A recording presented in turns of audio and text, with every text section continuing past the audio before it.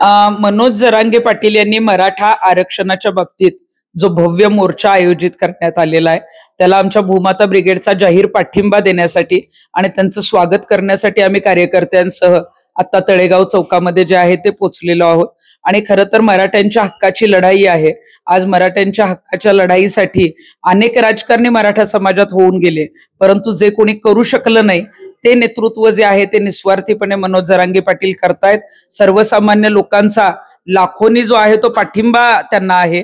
लाखो लोक आज रस्त्यावर जे आहेत ते त्यासाठी उतरलेले आहेत। आता isakal.com आहे देशातील नंबर 1 ची मराठी न्यूज वेबसाईट। प्रत्येक अपडेटसाठी isakal.com ला नक्की भेट द्या। आणि म्हणूनच त्यांची जी मागणी आहे की मराठा समाजाला ओबीसीतून आरक्षण मिळावं, आमचं म्हणणं आहे की कुणाचंही आरक्षण काढून घेतलं का घेऊ नये, परंतु मराठा समाजालाही ओबीसीतून आरक्षण मिळालं पाहिजे। एससीबीसीतून जे आरक्षण मिळालेलं आहे त्याची गॅरंटी नाही, ते कधीही हिसकावून घेतलं जाऊ शकतं आणि त्यामुळे मराठा समाजाची लेकरं पुन्हा एकदा रस्त्यावर येऊ शकतात। म्हणूनच मनोज जरांगेंनी हा एल्गार जो आहे तो पुकारलेला आहे आणि म्हणूनच त्यांची मागणी आहे की जो मराठा आहे त्या मराठ्यांना, जो कुणबी आहे त्यांना ओबीसीतून आरक्षण मिळालं पाहिजे। आणि मला वाटतं ती मागणी काय अयोग्य नाहीये, ती मागणी योग्य आहे। सरकारने सुद्धा आता विचार करून सकारात्मक निर्णय घेणं गरजेचं आहे। पण गेले 2 वर्ष झाले ते अल्टिमेट देतात की आता देतो, आम्ही आरक्षण देतो, परंतु 2 वर्ष झाले वाट बघितली, अजूनही त्यांना आरक्षण मिळालं नाही। आता शेवटी त्याला मुंबईला जावं लागतं। सरकारची मानसिकताच नाहीये की मराठा समाजाला पूर्णपणे आरक्षण देण्याची। देवेंद्रजी फडणवीस यांनी मध्यंतरी आरक्षण दिलं, त्याबद्दल त्यांचं अभिनंदनही आम्ही केलेलं होतं, परंतु ते न टिकणारं आरक्षण आहे। मग सरकारने लिहून द्यावं की एससीबीसीतून जे आरक्षण दिलं गेलंय ते जे आहे ते कायमस्वरूपी टिकेल।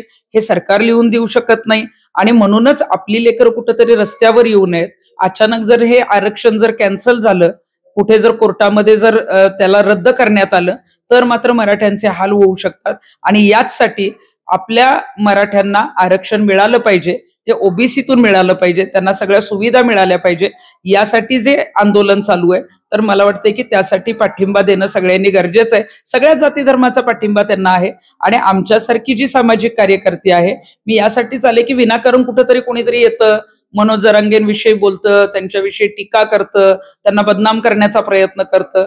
कारण मनोज जरांगे जे करू शकतात ते कुणालाही शक्य नाही। आजपर्यंत लाखो लोक जे आहे ते एकत्रित करणं कुठल्याही मराठा नेत्यालाही जमलेलं नाहीये, ते मनोज जरांगे पाटील करतायत आणि मला वाटतंय की सरकारला सुद्धा झुकावं लागेल, यातून सकारात्मक मार्ग काढावा लागेल। मात्र बरेचशे वेळ जे आहे दोन्ही मुख्यमंत्री असं म्हणतात की आपण देऊ म्हणून आरक्षण, परंतु अजूनही दिलं नाही। आता शेवटी त्यांना जावं लागतंय, काय वाटतं यावर? सरकार निष्क्रिय आहे?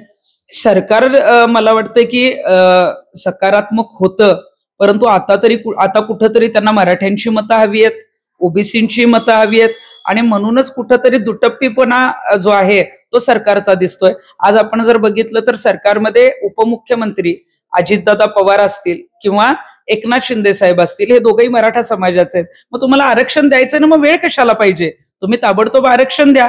जिथून रॅली आहे तिथून विजयाची रॅली जी आहे ती रिटर्न जाईल। तुमच्या सगळ्यांचा जय जयकार जो आहे तो मनोज जरांगे पाटील सगळ्यांना करायला लावतील, पण करण्याची मानसिकता नाही, इच्छाशक्ती नाही आणि म्हणूनच मला वाटतं की मराठ्यांवर ही दुर्दैवी वेळ आलेली आहे की त्यांना मुंबई गाठायला लागतंय। मात्र गेले 15 दिवस झाले 29 तारखेला आम्ही जाणार आहे एवढं माहित असून एकही कुठलाही मंत्री असेल तर त्यांना भेटायला गेलो नाही का? मनोज जरांगे पाटीलांनी सांगितलं होतं की गणेशोत्सव काळामध्ये 29 तारखेला मी मुंबईला येणार आहे, परंतु मला वाटतंय की कुठंतरी मंत्र्यांना वाटलं की गणेशोत्सव काळात हा मोर्चा येईल, लोकांचा त्यांना पाठिंबा मिळणार नाही, फार काही लोक सिरियस घेणार नाहीत। पण मला वाटतं की मराठे हे जागृत आहेत, हक्काच्या लढाईसाठी पेटून उठलेले आहेत आणि तुम्ही जर आधीच काही चर्चा केल्या असत्या, यातून सकारात्मक मार्ग काढला असता, तसा काही GR दिला असता तर ही रॅली निघालीच नसती। आता जे काही लाखो लोक येणार आहेत तिथं जे काही ते तर शांततेच्या मार्गाने येणार आहेत, परंतु त्यांना संरक्षण देणं, त्यांची व्यवस्था करणं ही जबाबदारी सरकारची आहे, कारण हे सगळे लोक सरकारने मार्ग न काढल्यामुळे निघालेले आहेत। पण देवेंद्रजींनी सांगितलंय की पोलिसांवरती ढकलून दिले, हे सगळे काय होईल ते? मला देवेंद्रजींना सांगायचंय की देवेंद्रजी, आपण जेव्हा एससीबीसी मधून आरक्षण दिलं तसंच तुम्ही याचा पर्यायी विचार करायला पाहिजे होता. वाशीतून मागच्या वेळी एकनाथ शिंदे साहेबांच्या शब्दावर जरांगे पाटील मागे फिरले होते, पण त्यावेळेला त्यांची फसवणूक झाली.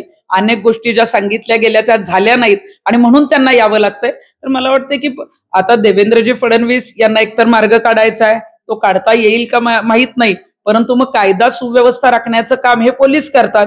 त्यामुळे देवेंद्रजी फडणवीस हे मुख्यमंत्र्यांवर काही आलं नाही पाहिजे म्हणून हे सगळे जे आहे ते पोलिसांवर जे आहे ते आरोप करतायत.